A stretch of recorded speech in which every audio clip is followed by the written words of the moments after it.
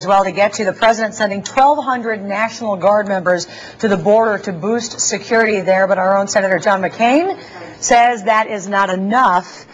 In fact, he on the floor of the Senate yesterday said 6,000 troops are needed, and Senator McCAIN joins us from Washington on the phone this morning. Senator, you say it's not good enough. It's a good first step, but not enough. So what does the president need to do? Well, the president needs to complete the 10-point plan that John Kyle and I have to secure the border, and that means 3,000 Guard troops on the Arizona border. It means Operation Streamline. It means more Customs and Border Patrol posts. It means Operation Stone Garden, which means more assistance to the local authorities, and a number of other measures that need to be taken, including completing the fence. If you're going to secure the border, you need people, you need fences, and you need surveillance. All three of those are badly needed, including the UAVs. Well, the president also says he wants to spend $500 million. Will that money go to the fence? I'm assuming it would. We haven't gotten the details of what it's going to, but let's hope that indeed that it is. But I can assure you that we need 3,000 Guard troops on the border now, and 3,000 Border Patrol trained and equipped to take their place over time, because that's the number of Border Patrol we need to make sure our border is secured. The 1,200, by the way, is one for every 2 miles, one individual for every 2 miles of the border. That's not enough. I know you've been so vocal on this issue. How often do you talk to the president personally about this, or do you feel like he leaves you out? Oh, he leaves us all out. The lunch yesterday that he came to, where John Kyle and I had the chance to discuss the issue with him, and we did so respectfully, is the first time we have been contacted on this issue. This is the most partisan administration that any of us have ever encountered in our years in the Congress. They just don't consult with us on anything. We asked this question earlier of our reporter in Washington. How much, in terms of timing, has what's gone on in Arizona played in this whole immigration issue with the president, do you think?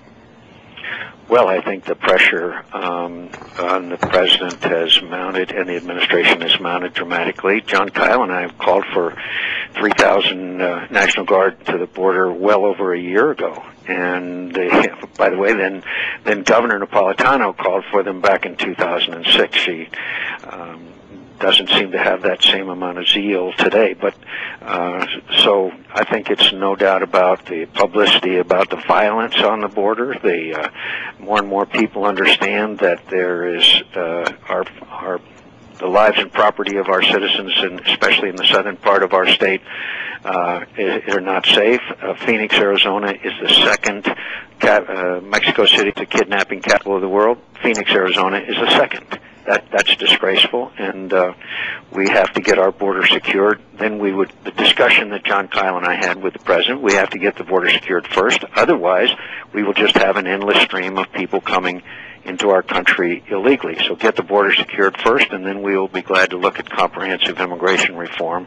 And that's a position I've held for a number of years now. I want to ask you quickly about former Governor Napolitano. You had kind of an uncomfortable, awkward exchange with her recently where she admitted she hadn't read fully Senate Bill 1070. I was surprised after the Eric Holder incident that everybody in Washington hadn't immediately grabbed a copy of that, just in case they were asked the same question. Do you find that people in Washington are still criticizing the law without having fully read the thing? Yeah, they haven't read it, and criticized it without reading it, which is really unconscionable. But also, they're not reading it because they have no grounds to object to it.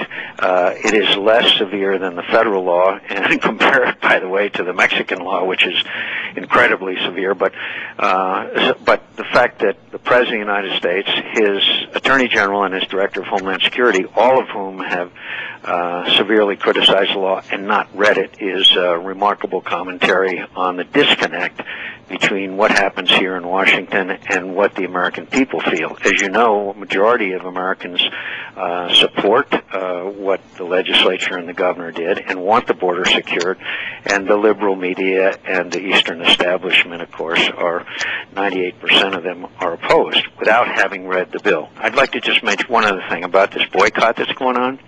It's unconscionable and it's despicable. We should not be trying to harm businesses within our own state and their families. And the people that are advocating boycotts of businesses in Arizona, I think, are doing a great disservice, including a great disservice to our Hispanic community and population, which is 30% of our population. It's an outrage what they're doing. Well, I know you're not the only one who feels that way. Senator McCain, thanks for joining us this morning live on the phone from Washington, D.C. We appreciate it. Always good to be on. Thank you.